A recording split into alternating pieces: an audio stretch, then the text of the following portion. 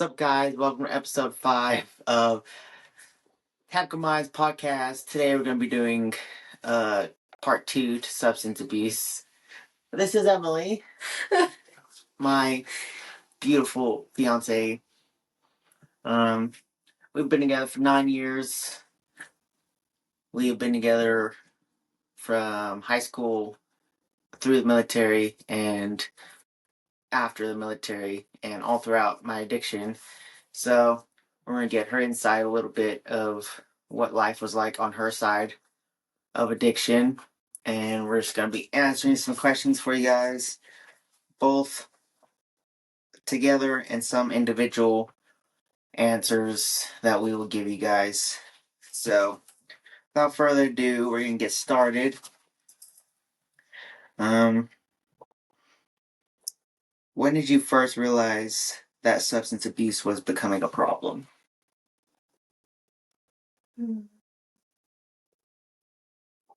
I would say when I first noticed was whenever I would notice that you were excessively drinking, and I would be like, hey, you're already on, your 5th beer, and you're like, and so I would say that was kind of, and then just like the repetitive overnight, like every single night you had a beer in your hand. It didn't matter what was happening, whether it was Christmas or, just chilling at the house, you had a beer in your hand. Yeah, I'd say I first realized is whenever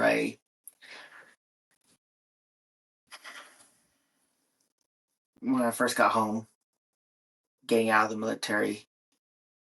I realized I had a problem, but I realized it was becoming a reality. And I was buying cases of beer because I didn't want to run out, pretty much. Were there any warning signs you've noticed early on but didn't fully acknowledge? Just like in general? Yeah. Yes, it was the fact that, it kind of just goes back to what you said, how you were scared to run out of beer. And so it kind of seemed like I started noticing that every time we went to the store, you had to get a case of beer. Like, it didn't matter what we were going to the store for, you had to get a case of beer. And then just like, kind of like I had said earlier, that every single night you had a beer in your hand. It didn't matter what was going on, what was taking place, there was always a beer in your hand. And it was never just one or two, it always came in multiples. And then I just kind of didn't want to recognize it because I kind of got a little bit of like a backlash, like, hey, you're already on X amount tonight. I think it's time to chill out. And that's when I kind of really started noticing that was a problem, and I kind of just ignored it there. Yeah. I think I first noticed when I couldn't go anywhere or do anything without having to take a shot of courage or having to go to the gas station before we got somewhere and bought whatever I felt like and drank it before we got to wherever we were going to. I would agree. I didn't want to acknowledge it.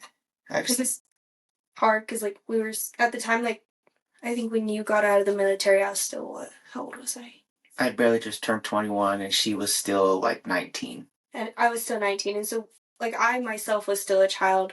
And so trying to, control somebody else when I'm still learning how to control myself was a big struggle. And I think that's why it went ignored for so long, because I couldn't help you, because I couldn't help myself, because I was still a child. That's valid. How do you think substance abuse affected our relationship? It's a deep one. That is a deep one. It affected our relationships in so many ways. I don't even think we could fit it into one video. But I think the biggest way that it affected our relationship was the type of love that I had for you was different than the type of love I have for you now. And the, like, just the overall healthiness of our relationship. Our relationship back then was not healthy whatsoever. It kind of more felt so that we were roommates back then, and we kind of just tolerated each other. And I think that also kind of falls under the way that I loved you. I loved you a completely different way. Like it was still love in a way, but it was kind of like the love you show like your best friend. And our communication was awful. Like every night it was a fight. And it was just mentally and physically so exhausting. It was so exhausting. Yeah. And then the uncertainty. There was so much uncertainty. Like I never knew when you cracked open a beer, like what Victoria would I get tonight? Would I get the loving one, or would I get, I don't want to say mentally abusive because it wasn't quite there yet, but it was getting there. Yeah. Yeah, that's a very hard question for me to answer because I just wasn't there emotionally and mentally. Like, I literally, there's about 2 years in my life that I just don't remember. I remember bits and pieces of it, and that was at that time. Um, like Emily said, I think I could not begin to explain how it affected our relationship in one single video. Um, but I guess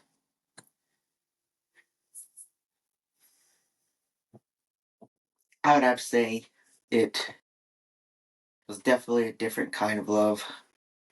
Like I just I loved something more. I loved a liquid more than I did her at the time, and I sort of just like kind of hoped and but knew at the same time that she'd still be there and put her on the back burner and put alcohol first. So that played a pretty big role, but at the same time, she was 19 and still figuring out how to start her life. Both of us were, so we just sort of, I guess, kind of knew that it wasn't normal, but thought it was normal and just went along with the punches, really. It was a very confusing time because not only were we fighting your addiction, we were fighting a lot of other, you know, environmental factors. We had previously I had just gotten kicked out from my mother's house. And so that was a really big life change that completely changed everything for me. And we had moved into my father's house. And so that was another really big change. And then that wasn't really quite working out. So then we were navigating all these things, and we were also navigating, still being young and dumb and stupid and moving into our very first apartment together. And you had just gotten out of the military and you were only home for like what, a month or two? Yeah. So like a month or two. And so we were still trying to figure out how to coexist together. Vic was coming into my life that I had already kind of started to create. And so just being able to coexist and, figure out everything else that comes with a typical, starting of life. And then you add alcohol and the abusing of alcohol into it, and it's just a recipe for disaster. Mm. It's a crazy time. Well, everything that went wrong or could have gone wrong went wrong. And then it kind of was it was in a weird way. Like our days were really good. We had really good days. Like our days, we seemed like any other couple. Like nothing was different. Like we were great during the day. It was nighttime when it struck us. Nighttime was always, you know, the demons are in the dark. It was always nighttime. Yeah, I definitely would say everything bad happened at night because obviously that's when I started drinking. As soon as it hit 4 o'clock, I was drinking, to run away essentially from what night brought. And I didn't really understand it at the time, but now having been through therapy for 7 years, it was brought to my attention that everything that happened bad to me happened at night. And so essentially everything just clicked in my mind. Like I was drinking to forget that it was nighttime, drinking to run away from whatever I was running from. And like it brought a lot of clarity as to why we had gone through what we'd gone through and why nights were so bad. And the daytime, like it was perfectly normal. And it's just like two different people, the day and the night person. Just which one was going to turn on and turn off at what time, pretty much. Yeah, night times were definitely hard. Also, too, like I almost wonder, like, if like your drinking was during the daytime, like if things would have been different. Because by nighttime, by the end of the day, you're exhausted. Like, especially with me being at the time I was being a special education teacher, and so I was dealing with, you know, a lot of stress during the day, a lot of stress during the day, and so then coming home and you already have cracked open a cold one and I'm already exhausted from chasing booger eaters around. And so by the time I get home, like that was the last thing that I wanted to do, the last thing I wanted to deal with. And so I also believe that's also why it went on for as long as it did. Like I think if I would have, been more stern with you and like, no, that is your last one. Like like I am now. But then I think we might have been able to mitigate a lot of kind of our issues. But I was kind of just in the mentality that like, okay, I've worked all day. This is the last thing I want to do right now. This is the last thing I want to deal with. So I would just let you drink because it was easier to let you drink than what it was to fight you on it. Yeah. It was a lot easier just to let you drink and, you know, battle what was coming next than what it was to start the battle early. I would have rather started the battle later than started the battle early during the time. Because if I could, you know, start the battle at 10 o'clock, I would have rather started the battle at 10 o'clock rather than at 4 o'clock. Yeah. What what are some things we did, bad or good, that impacted recovery and use?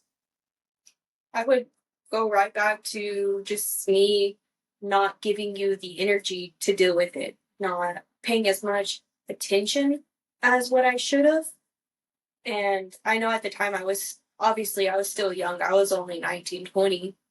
And so, like, that has a lot to do with it, I think. That has a lot to do with it. The maturity was not there for me whatsoever.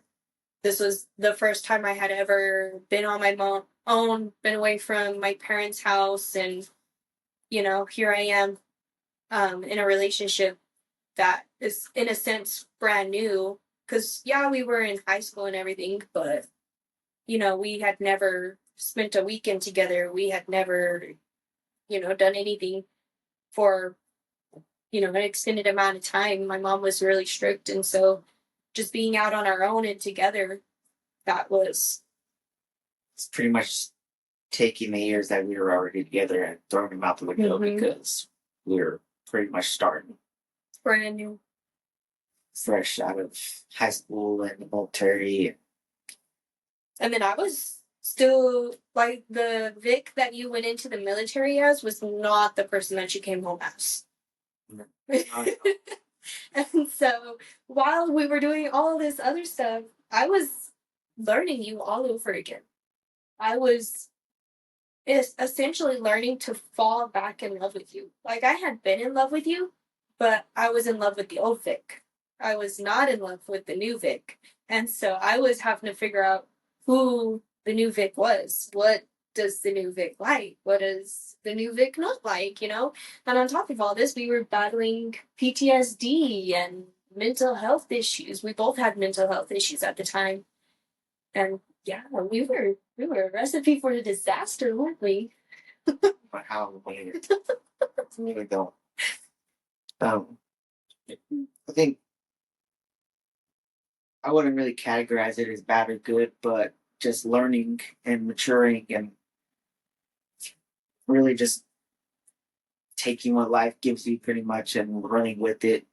Because back then, Emily wouldn't would never do what she would do now if I was drinking the way I was now. Like back then, I saw me as the alpha in the relationship pretty much, and I knew that she was going to be there, and I would run all over her and abuse that sense of security, I guess, to overpower her and what she thought in the relationship. And now I sort of took the back seat. Not really. I just woke up one day and she was the alpha male. And that's just how it's been ever since. I mean, I think addiction has a lot to play in that because she did earn her way to being that person in the relationship. You know, like I earned my way to the back seat by being who I was and treating her how I treated her and thinking the way I did is such in such a toxic way as that I could use and abuse her and she would still be there. And now I know, like, I would never be able to drink as much as I did now because Emily knows her sense of what's the word I look for. She knows what she's worth. She knows her sense of worth, and she knows she's not worth putting up with somebody that's gonna drink their life away and make them a backseat priority, pretty much. So it's just pretty much. I wouldn't really say there's nothing good or bad that we did. We did the best that we could with what we had and what we knew at the time. But instead of just taking all those lessons and not trying your hardest to not let the past repeat itself. And, and that's So just overall maturity, for sure. maturity if you make it that long with somebody that's battling addiction. Sometimes it doesn't always work. What was a turning point slash moment you decided something needed to change? This one's gonna be good. I know it. Let it rip. Whatever. Oh goodness. I would say kind of just the topic that you talked about last time for sure. That was for sure a turning point because I was in that oh hell no mentality, and so that one that was a big one.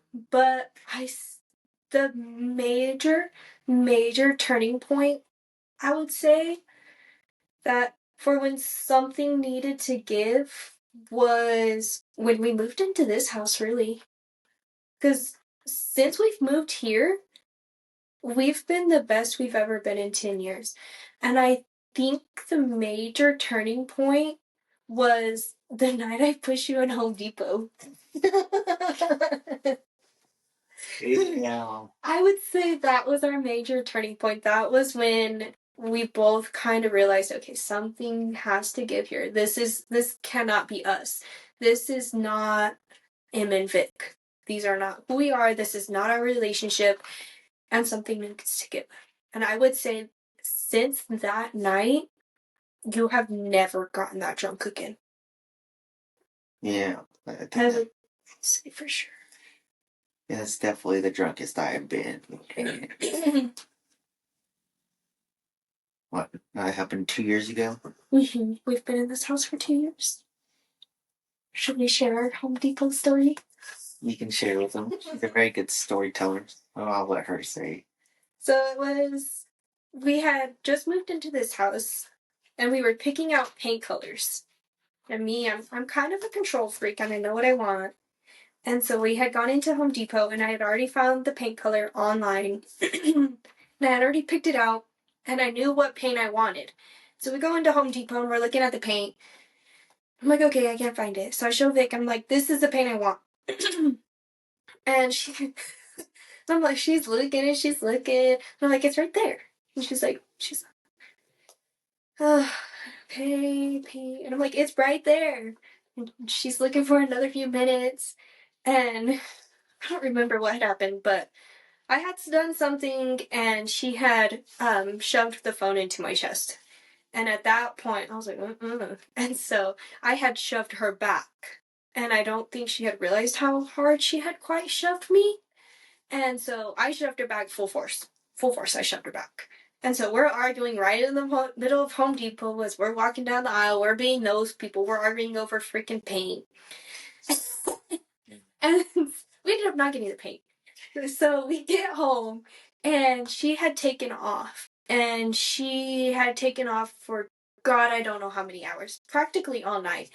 Because this started at like 12ish. She had taken off until like 10, 11, 12 at night. She turned off her location, had no idea where she was, none whatsoever, until I'm getting a phone call from our best friends, and they're like, hey, I just want you to know, Vic is here, we have her keys, she's plastered, like, just let her sleep here. I don't know what happened between you guys, but just let her sleep here. And I'm like, oh, hell no, I'm gonna go get her. She ain't staying there. So I drive with her. I get her. She is completely plastered, and I don't even think you don't even remember getting in the car. I don't even remember how I got there. And I get her into my vehicle, and we're driving home, and the whole way home doesn't say a word, doesn't look up, nothing. She's just in the seat next to me, and like it was one of the worst times that I've ever seen her. Like, I've seen her get drunk, but I've never seen her that drunk before. Never. And the scary part was that she had previously drove to her grandma's that I didn't even know about until her grandma messaged me. She had drove to her grandma's, then drove to our best friend's house, all while under the influence. And it was all over some paint in Home Depot. That was literally it. But since then, I think that was definitely our turning point for sure. Because since then, that's when you're like, okay, I need to make a change. Something has to change. Yeah, I mean, there's definitely like more than one turning point moments, like something needs to change moments, but that's definitely like the most, the most recent one. Like I I wouldn't just say recent. I would say that was the biggest one because that was the one that stuck. yeah, I mean, I guess you have a point because like when I used to get drunk, like there'd be holes in the walls from I don't even remember, and I'm too scared to ask what they're from. And I woke up the next morning after that pounding headache, hungover, didn't know what happened, didn't remember anything, and then saw a hole in the wall or a door or whatever, like a tiny hole, and a fucking lotion bottle everywhere, and I'm probably fucking through that, and that's when I decided like that's not who I want to be anymore. I don't want to put holes in the walls anymore. Um, yeah, I definitely say that was a big turning point. Mm-hmm. And then just also think too, like after that night, seeing how our dogs reacted to you, also kind of like seeing how Couldn't tell you because I don't fucking remember. like when I had brought you home and everything, like Harley was like shaking scared, and then like the next morning he wanted nothing to do with you. Yeah, there's a pretty common theme in my life. Waking up plastered drunk from the night before and not knowing what happened or what I did. And then the And dogs the be dogs, hiding. everyone pretty much avoiding me. And that was not a good feeling at all. And just trying to piece together of what happened or what I said the night before. Like, it was just getting really old. Like, man, did I say something? What did I do? Did I hurt her? Stuff like that. Like, I didn't want to have to question my life anymore and my actions towards the one I loved most. Good story time.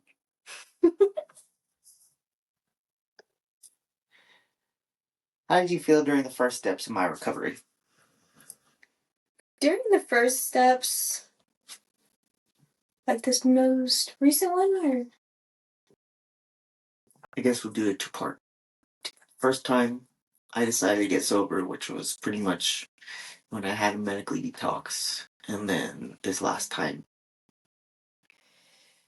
the first time, that was whenever I was working at Wendy's, huh? Somewhere around there. Yeah. I think the first time was, like, as crappy as it sounds, I didn't have time to give a shit. Like, I didn't have the time and I didn't have the energy to give a shit. And so, like, during the time I was working a 7:45 job to I think a 350 job at the schools, and then I would get out, go home, and immediately go to work at Wendy's, and I was there from like 5 to 11, 12 o'clock at night. And so the entire time, Vic was at the house by herself, and especially during like this medically detoxing time. And so she really went through it alone. Like there was nobody there for her. And probably the one person that she wanted the most there was out working. And so I held a lot of guilt with it, and because I wanted to be there for you. Like I wanted to go through this journey with you. Like we'd already come so far, and the thought of you like getting sober made me excited. But at the end of the day, like after working, damn near 12-hour shifts at two different jobs, like I was exhausted.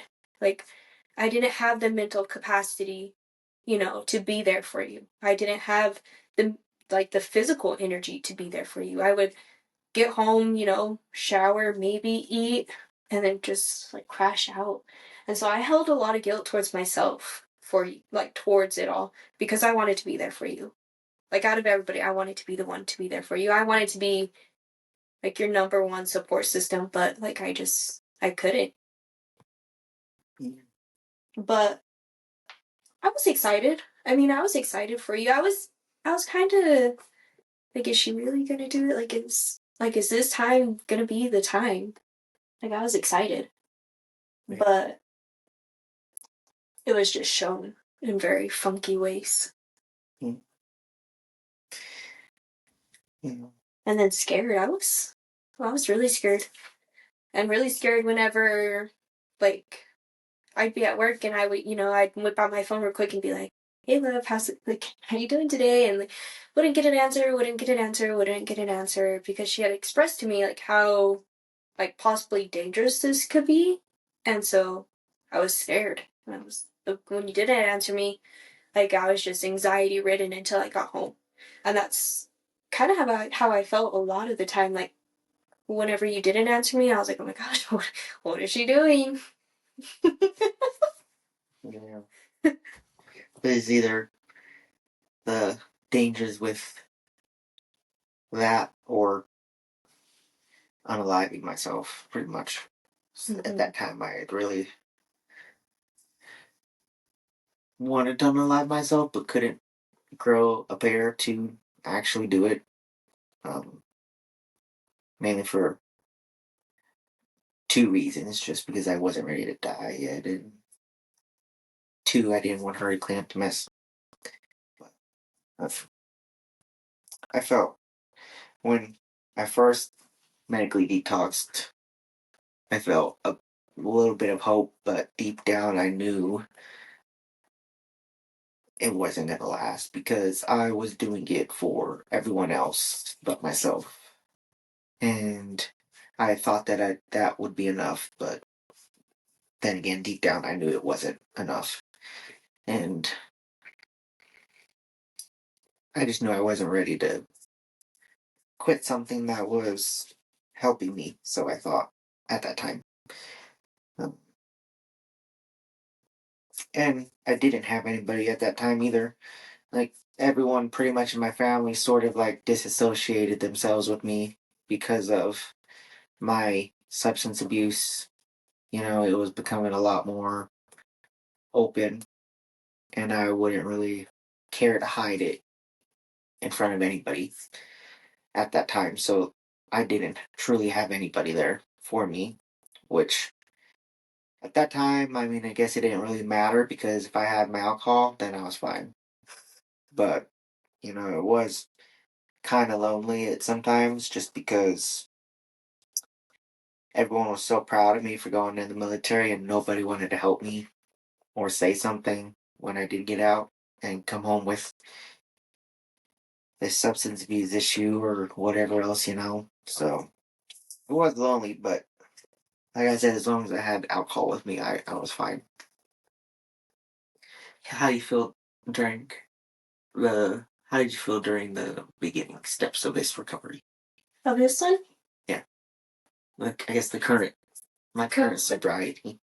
Your current one? Man, I was excited. This one I was really excited for. Because this one, I knew you had changed. The previous one, like, I wasn't for sure. I wasn't quite sure. But like, this one just completely had a different, like, feeling to it. This one, and especially with, like, us going to jiu-jitsu. Like, that made a big difference. But this one, man, I was excited for this one. I was right there. I was counting the days with you. I was like, She's on day 5. I was like, hey. Really? It's day 50. Now it's day 50, 155. 155. Yeah, this one I was super excited for. This one, like, I don't know. This one was just completely different. This one I knew you were doing for the right reason. This one I could tell you were ready. The last one, I wasn't sure if you were ready or not. I wasn't sure if you were ready to give up the alcohol. But I had seen you, with this recent one, I had seen you putting in the effort. I had seen you like, hey, I only had one beer today. Like, heck yeah.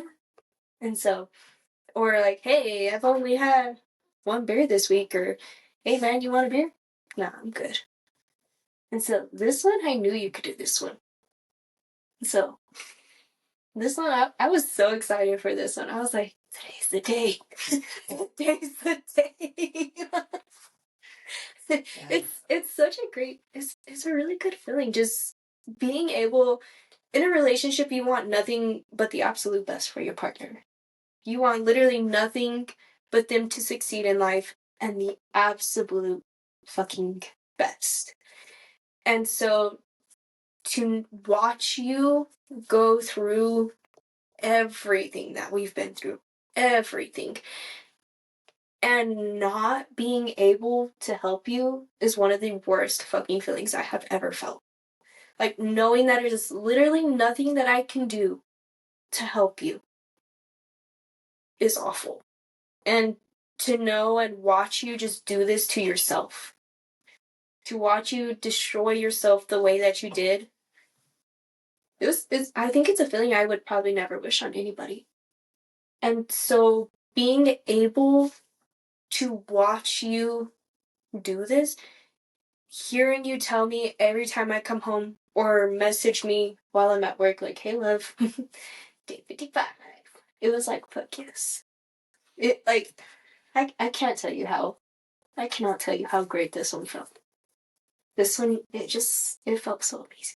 And now that you've been, what, 155? 155 days sober, I've never been happier in my life. I've never been this happy before. And I've never been this happy with you. I think the last time I was this happy, Military. it wasn't even then, because even then, like, our relationship was, like, still scary. Like, we still had a lot of scary parts of our relationship. It's still very uncertain. Mm-hmm. And so, I can't even honestly even remember the time I've been this happy. And this certainly, now, like, it still sucks to leave the house. I still don't want to leave the house and leave you at home. But now I'm comfortable going out of town for a week and worrying when you don't text me back, like, oh shit, was today finally the day? You know, or fuck, is Rick 6 beers in, or God, what is she doing now? You know? Yeah. And so it just feels amazing. It's a feeling that I hope everybody gets to experience at least once in their life. Yeah.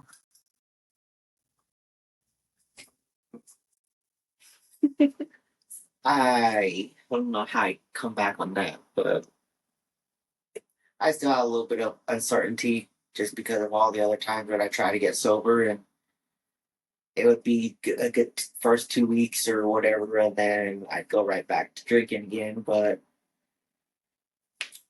I mean, I also wanted to do it for you and myself, and having the help that we did have at that time. I knew that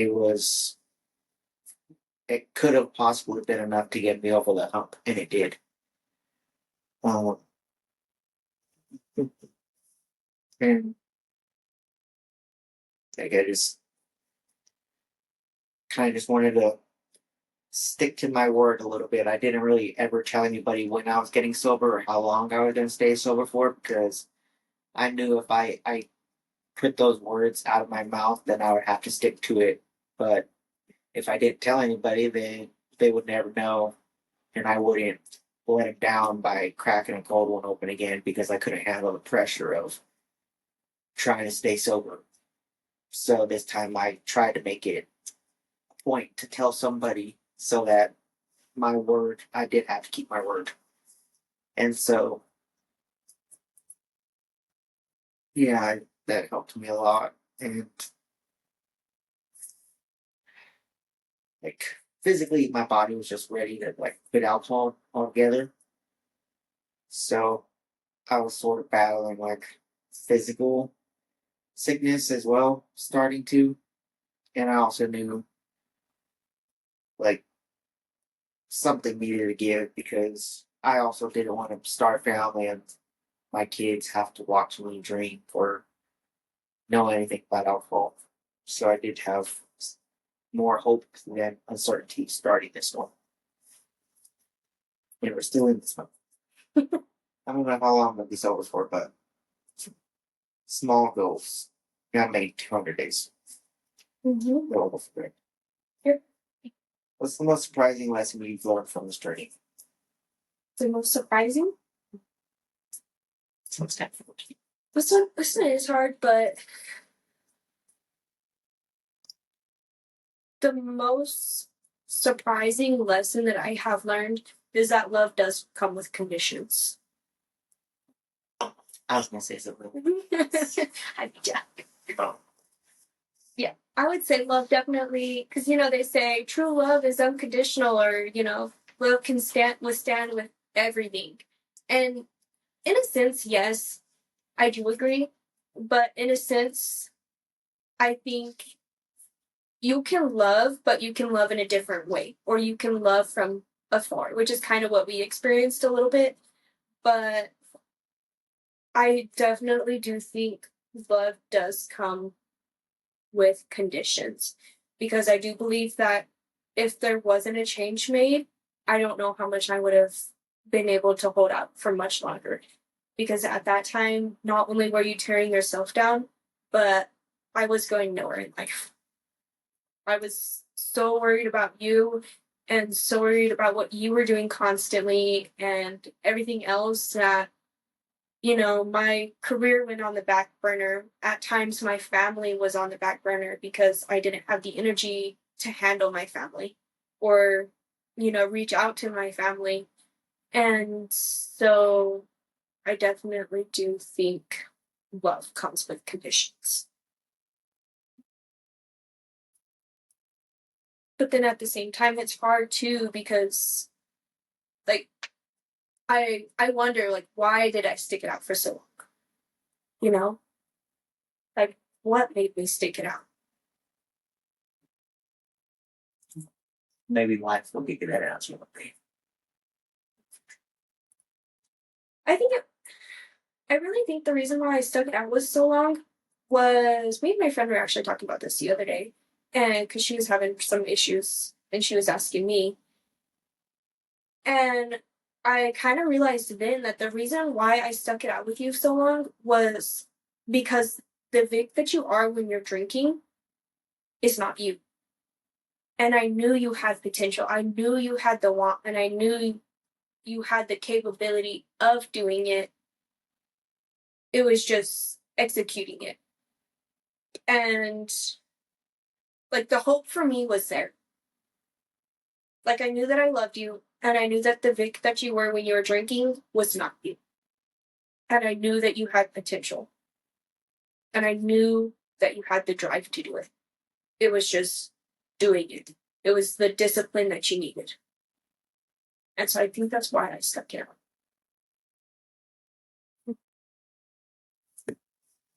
She saw the potential in me. I did see the potential. How has our relationship changed since I became sober? Kind of ready after that. Phew, oh my gosh. That's like no fighting. Yeah, since you've become sober, there's no fighting. Zero. It's amazing. We get along perfectly when no substances are involved. No, Which, yeah, we fought every night pretty much. Whenever I get drink, like fighting was our love language. Pretty much, we were those people that fought every day. when you were like, damn, why are these people still together? Yeah, but and We're healthy. We're getting married. Finally. the communication. Communication is crazy. Communication. The dogs love me. And they're not scared of me. No, we're just Emily's not scared of me. the overall healthiness of our relationship. It's amazing. Like I don't think I even on like the day-to-day basis, like you don't even really see relationships that function as well as ours. Like there's always, you see this one couple fighting or you see, wife rolling her eyes at her husband or whatever, and I'm like, hey, ain't you glad that's not us right now? And so we have a very healthy relationship. Our relationship is very, very healthy.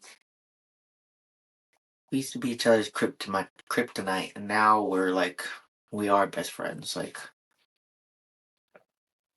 I mean, some people I think do think we are best friends just because of like, how we talk to each other and how much we get along. Which I mean, we practically grew up together. We did grow up together. Yeah, we did grow up together. And crazy. All those years we spent growing apart, we've made up in this past 2 years, I guess, growing together stronger than ever. And there's times where she could be my best friend, and then there's times where she could be my little lover. And then there's times where she's both. Or there's times where she's my guidance counselor, I guess. I don't know. Well, I don't ask for advice much, but I do ask sometimes advice for her, and she is always there to give it. I don't got no good advice to give unless it's about alcohol. Or how to keep your relationship happy. Compromise. Yeah, that. Yeah, our relationship, it's the best. I wish. I mean, we have pictures to kind of show like our relationship, not only like the mental aspect of it, but the physical aspect of it. Like you can see it, like if you had seen us physically in 2020, damn, we were rough. We were looking real rough. We were both like overweight. We were so overweight. It was eyes were sunken in from just being tired and exhausted all the time.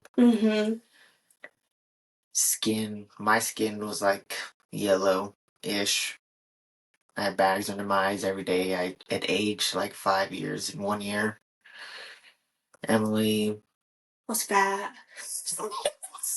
That's just about the only thing that happened to her besides saggy eyes. She was bad. She was on a Dr. Pepper binge. Man, my Dr. Peppers were like your alcohol. You'd crack one and I'd be in the corner chugging my Dr. Pepper, dude. Pretty much. It's pretty much what sums up our relationship back then. Yeah. Mm-hmm. And the confidence.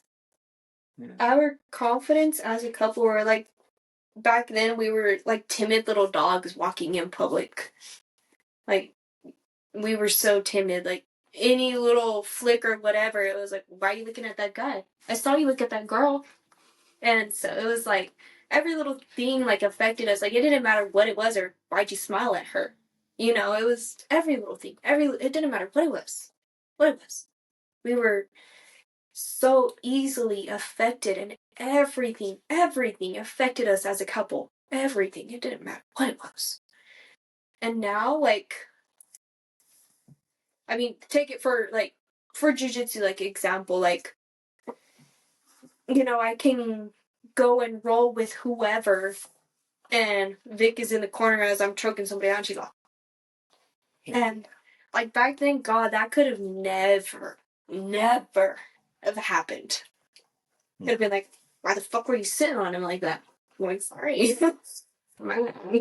And so, our confidence now, I would say, like, we're that power couple. Like, nothing can affect us. You can't say shit to affect us. Like, give me a dirty look, I'll flip you off, you know? Like, we are definitely that power couple now. Yeah, just for some instance, some chick from high school was talking crap about us, and at first I was like, "Oh yeah, you little shit, you little piece of us." But now I'm like, I don't even remember, you know. You're like, oh. Emily's just excited that we live rent free in all the haters' minds, and you know, Facts. Let me live rent free in your mind. now we have something to be proud of to show to people instead of oh shit, walk the other way. Mm-hmm. Now we walk towards the danger. Like, oh, you got something to say? Say. What do you got to say? You know, what do you got to say? Let's hear it. What advice would you give to someone who is battling an addiction themselves? Don't answer for their spouse. There's another question for that. Just for themselves, I would say find a purpose. Finding a purpose and a want to continue is going to be everything. And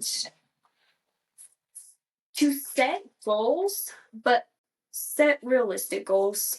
Do not go setting goals that are, I'm going to be sober for 200 days. Set a goal that I'm going to be sober for 5 days. And just overall, celebrate every win. Every win. It doesn't matter if it's a big win or it's a small win. I've seen Vic struggle with this a lot, that, you know, oh, I was sober a week. What is it, a week? You know? And she didn't validate her wins. But for me to see her sober for a week, like, that made me so happy for her. And it hurt to see that she didn't validate her wins. And so definitely validate your wins. Whether you're sober for a day, 2 days, 3 days, whatever it might be, celebrate. Because that in itself is an achievement. And do it for yourself. Don't do it for any other reason. Do it for yourself. Because if you ain't going to do it for yourself, you ain't going to do it for anybody else. And if you're doing it for somebody else, you're not going to be able to do it. You have to want to do it. You have to have the want, you have to have the drive to do it for yourself. Since my podcast or your podcast? I've been listening. Yeah. Every episode. I'd definitely say the biggest thing is to start small goals. Not setting yourself up for failure. Like, oh, I'm never gonna get to 100 days. That's not attainable for somebody that's trying to get sober. Like, I knew if I started out yesterday how I did 155 days ago and told myself I was going to be sober for 155 days, that would have worked for 2 weeks. I would have made it to 14 days, and I would have said, no, that's not attainable. I'm not doing that. I'm never going to make it there. But if you can make it to the next day, that's all that matters. And just keep telling yourself that. It's just like for people that were in the military, like when the days were hard and long, like just make it to chow, make it to breakfast, make it to lunch, make it to dinner, and you'll be fine. Just sort of having that mindset of you got to make it past the worst hour in the day, which my worst hour was 5 o'clock, pretty much 6 o'clock. Make it to the next hour to not drink a beer, to not go to, places that are going to set you off. Mm-hmm. Definitely. Definitely doing it for yourself. I did it for myself, or not for myself. I did it for everyone else for a very long time, and that's obviously why it didn't work out each and every time. So I did it for her. I did it for hell. I really didn't do it for anybody else but her. But I didn't want to do it. I didn't want to get sober. I wanted to get sober for our relationship, but I didn't want to get sober for myself until this last time. Like I wanted to be sober for myself. I had to finally put it through my mind that I have to put her on my back burner for a minute and put myself first and want to do this for me, not her. Um, Sometimes you have to be selfish and put yourself first, because if you can't put yourself first and work for yourself, you're never going to work for somebody else and be able to achieve the goals you want to achieve for yourself and that person included. Mm-hmm. And definitely a hobby. You need a hobby. Yeah, definitely something to keep your mind off of alcohol or any substance at all. I mean,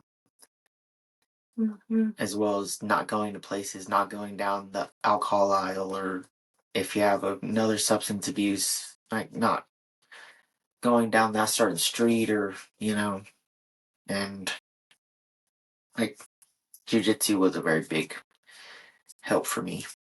Like it gave me a purpose. Something to do, look forward to. Yeah. What goals or dreams do you have now that you didn't think were possible then? Getting married. Yeah, I should have done that one. It's getting married and looking into bringing a kid into this world. Back then, I didn't want a kid. Like I did, but not with me. Yeah. Yeah. No. Yeah. For you. That and my college. My college has been so big for me. So big for me. And I had put my college off for so long. So long. I had put it off for financial reasons and, like physical energy reasons. And I didn't have the want to do it. I didn't have the motivation to do it. So college, God, that's been exciting. And it's been exciting to be able to do it and know that I can do it now. Knowing that I'm bettering myself and bettering us in so many reasons. And then 10 years is coming up. I'm excited for 10 years. Yeah. I didn't think we'd make it to 10 years. Mm-hmm. I didn't think I'd make it till the daylight of the next day at that time. And I'm just excited to be counting these days of your sobriety with you. I'm so excited to be counting these days with you and celebrating every single step of the way with you and telling you that I am proud that you're here and I'm proud that you've come as far as you have. That's been super exciting too. Yeah. The exciting one is our wedding. And we're not having alcohol at the wedding. I had always dreamed that. I was like, damn, I'm going to end up getting drunk at my wedding. No. But now, it's not even in the picture. It's not even in the question. And the goal now is just for me to make it to 200 days. Back then, I was trying to make it to 2 days sober, let alone 2 days, let alone 2 hours sober. So 200 days is coming up fast, and I'm pretty excited about it. I don't know what I'm gonna get for 200 days, but I'm looking. You're gonna win. Yeah, true. That comes around 300 days, so. No. Now we're gonna go on to just Emily's questions that she's gonna answer on her own. Just questions that are based towards her. What was the hardest part about being in a relationship with somebody struggling with addiction? I kind of already covered that. Yeah. But definitely just watching you go through it all and not being able to help you. That was hard. Just coming home and watching you destroy yourself the way that you did was hard. That was unbelievably hard. I can't even begin to describe how hard it was. And then just overall loving you. I've always told myself, and I've told those around me, that love should never be hard. Love should never be hard. And love should never hurt. And so watching love become hard and love becoming to hurt was hard. That was one of the hardest things that I've done. Definitely watching you go through everything was hard. It was very hard. And not being able to help you. Not being able to help you whatsoever. Get deep. I kind of covered this one too, but if there's anything else you want to add, what advice would you give to someone whose partner is struggling with addiction? One piece of advice. Just one? Yeah. If they're watching this right now, what's one piece of advice you would give them? In your shoes. I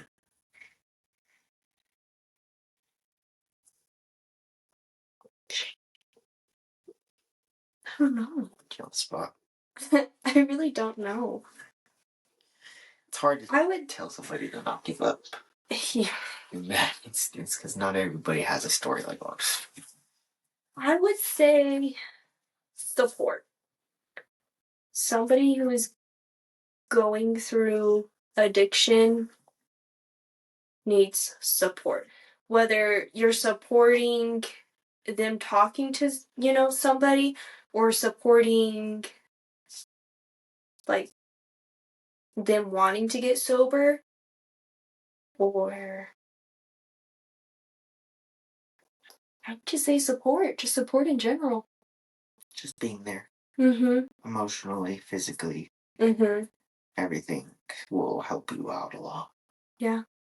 I mean. But then also protecting yourself.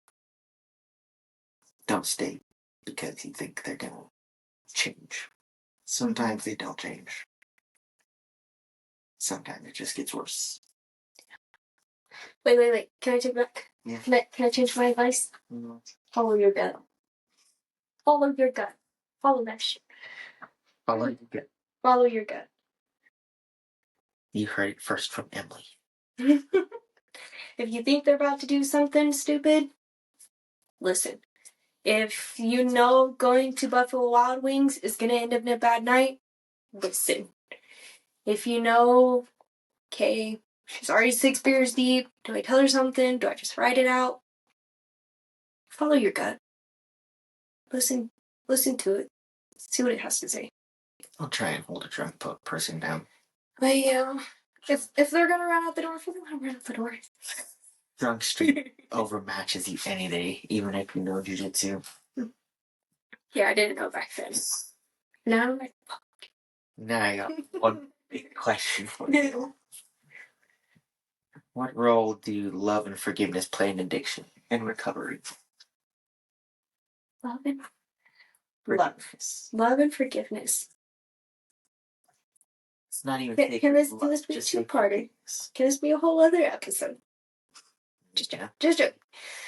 Forgiveness, you have to forgive them. You'll have to remind yourself that their mind isn't clear.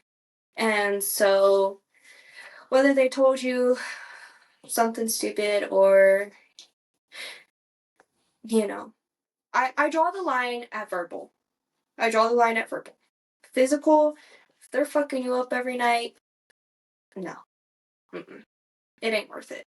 It ain't worth it. But if it's, kind of,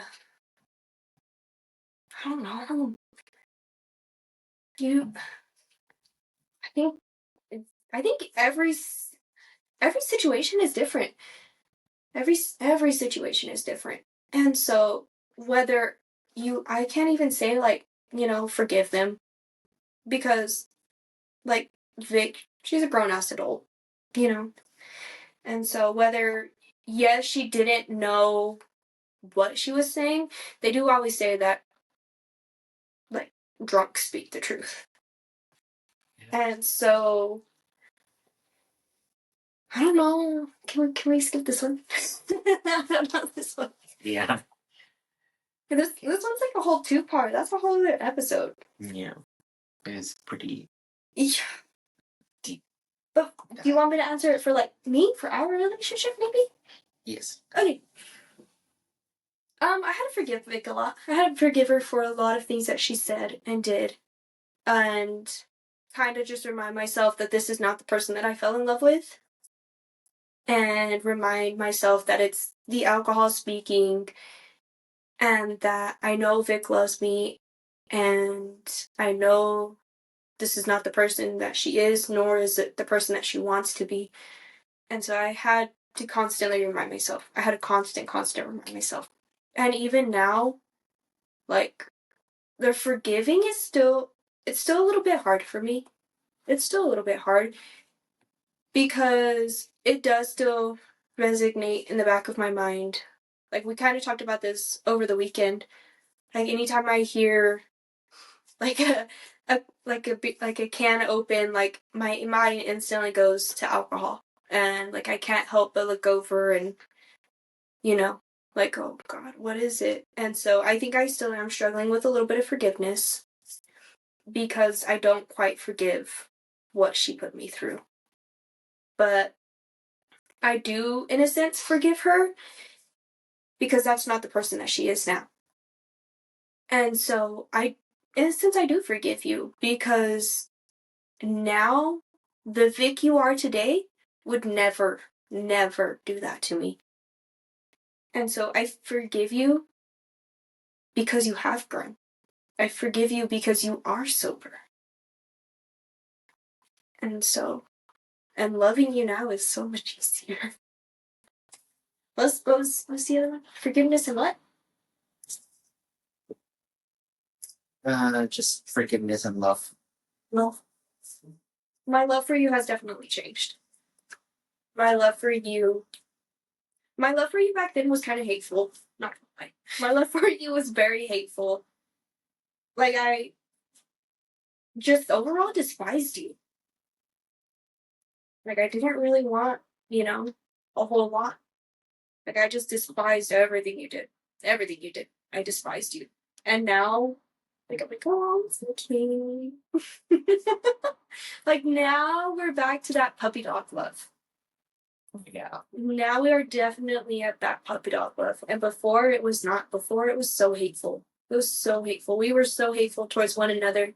We didn't care what the other one thought. We didn't care what it was going to do to them. We didn't care. It's kind of just forceful love. Mm-hmm. Because we felt like we had to. Mm-hmm. But now, it's that puppy dog love. We're in that honeymoon phase at 2 years in. Yeah.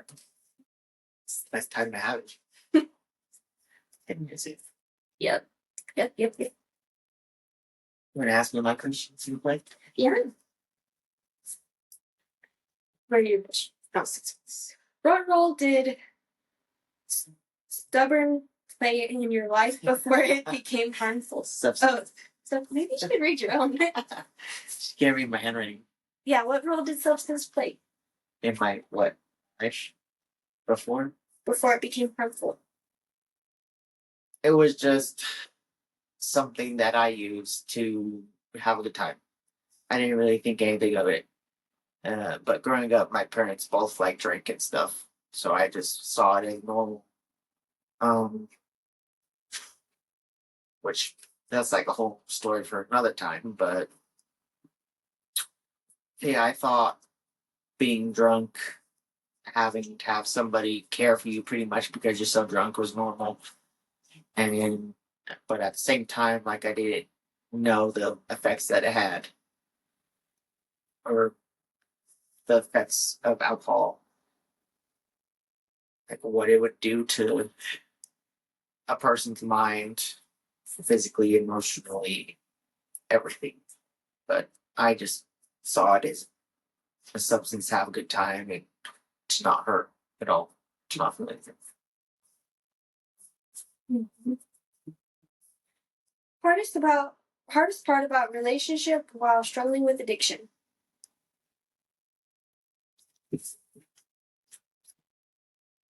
Sounds hard to answer because I feel there half the time. I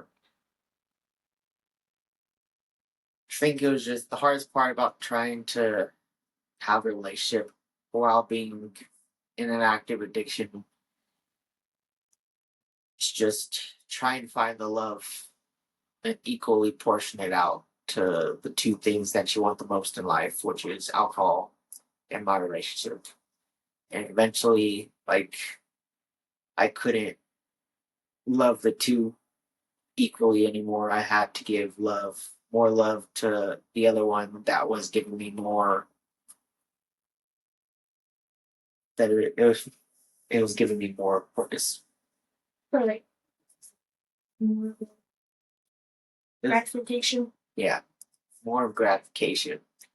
So, but also the hardest part of the relationship at that time was just trying to force myself to be there because sometimes, I didn't want to be drinking. I didn't want to drink at all or as much as I did. I didn't want to be sort of like, I don't know, it felt like I was trapped, which everyone has a choice, but it felt like I was trapped. Like I didn't want to be that person anymore, but I couldn't find a way out. I wanted to be who I was now, but I didn't know how. What blend of support system was most helpful for you? What kind of support system? That ain't no cake. What kind of support system was helpful? Yeah, what kind of support system was most helpful for you? I only had one. Mr. Help. Christopher. No, it's not even her. My therapists were not a support system at that time. They just wanted to freaking send me off to a rehab. That's not what I wanted at all. Because I just didn't want to go to rehab. Didn't want to leave her. Um, so she was pretty much like my only support system that I had that was helpful. I had her and my therapist pretty much because everyone else had left my life at that point. So yeah, it was just her pretty much. And even then, like her support she had for me wasn't there. But at that time, it was enough for me to fulfill my little insecurities, pretty much. So I didn't really what the support system I had. See, So you're saying that AA group that I dragged you to wasn't support? no, I'll never go to another AA meeting after that one again. Right. That was pretty bad. People have traumas, but like, I don't know. This lady's hamster died. Well, yeah, and guess what? My dog died, but I don't got PTSD from that. Hey, her hamster choked on a grape. I don't know what choked on. Anyways, where am I? Oh, were there things you wish others had done differently during recovery? I would say that I wish they showed me more support, but I also didn't give much room for people to support me. Um, I was mainly open, only really open about it for the longest time with Emily, so I didn't give people the room to support me. So I can't even really say that.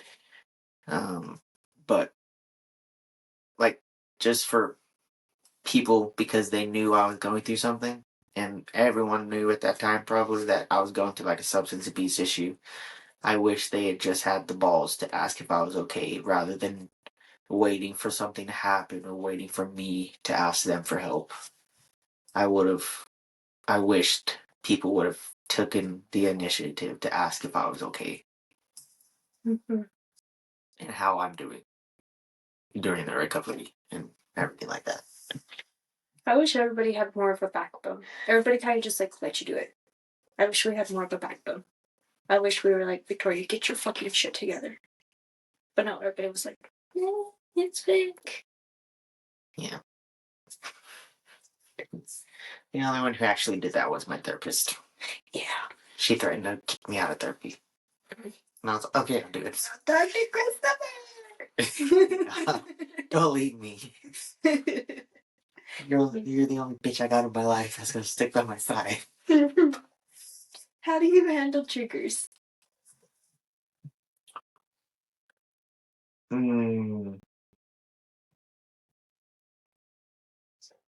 Back then, I used to avoid them altogether, but I found that like avoiding them more and trying to like not think about them makes me think about it more, or makes me want it more. So I sort of just let it like play its role and take its course in my mind. But I know when there's a point that I need to revert it back to where it was pretty much and bury it again until it like I let the little devil on my shoulder talk a little bit like, oh, that looks like a good crispy Coors Light. But you flick it off and then you keep going. Like it's not worth it. I just avoid. I know when I have my good days and my bad days, and I avoid. I try to avoid going down the alcohol aisle when we go shopping. I try to avoid looking at it some days. And some days I do go down the aisle and oh damn, like I like telling your parents like, oh, I want that. Some days I tell her I have my nose pressed up against glass, looking at Coors Banquet cans because they're limited edition. I'm like, hey, I want them, but what'd you say? You're like, come on, you don't need them. Yeah. Okay, Let's go. like it's just all about learning yourself in your mind. And having a support. Yeah, and Somebody that's having tell you no. having somebody to remind you that you're 150 days sober and you don't need it.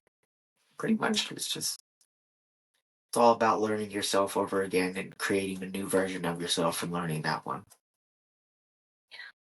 And not going to Buffalo Wild Wings. You get to a point where it's easy though. Like I enjoy soda waters with lime now. Yeah. I do. They even put salt on the rim for you to give the full experience. So the bartenders will cater to you, or people at the bar most of the time in my experiences will congratulate you on your sobriety. Mm-hmm. So don't feel like you can't go somewhere because most of the time there will be people that support you because alcoholism is a very big pandemic in this world or in this country. For sure. Mm-hmm. You have anything else to add? Mm-hmm. I think with like triggers, like just having somebody there with you and helping you, that's not gonna feed into it. Stay away from the people that are gonna feed into it. If somebody's gonna feed into it, they ain't worth it. You need a backbone. Like yes, you have your own backbone, but you need another backbone. And if you're gonna have people that are feeding into it, like, hey man, let's go to the bar. Hey man, let's like they ain't there for you. You need somebody that's like, no, you're not going to the fucking bar. You ain't going. Stay your ass at home. Let's go get some zeros or whatever, and we'll do that. You need an alternate backbone and stay away from the people that are gonna put you in a worse position. It's a big one. Mm-hmm. I forgot about that one. Mm-hmm. See, well, learn to say no. Because first time you say no, it's the best fucking feeling. Mm-hmm. That's also the time I knew when I could do it, though. Because my grandpa just died literally like an hour before, and I got offered a drink, and I almost took it. I almost did take it. I'm like, my grandpa just died. I really need it. I reached my hand out, and I said no. And that's when I knew I could do it. Mm-hmm. That's when I was your little cheerleader. That's my baby. Yeah. Number one supporter. Anyways, guys, hope you liked that. Get Emily back on the Part 2. The show for some other, probably not substance abuse again, but some other ideas, whatever we can think of. Get to know Emily and share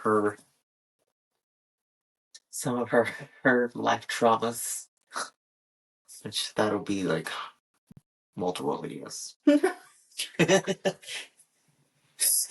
Just kidding. Sure. Hope you guys enjoyed it. Like, subscribe, share. Maybe this space will get me some more likes and shares and views and everything like that. If you like it, don't hesitate to comment to do more. I'm trying to get her to do more with me. So, till then, see you guys next time. What do they say? Social signs out. From that one day. Tactical Minds out.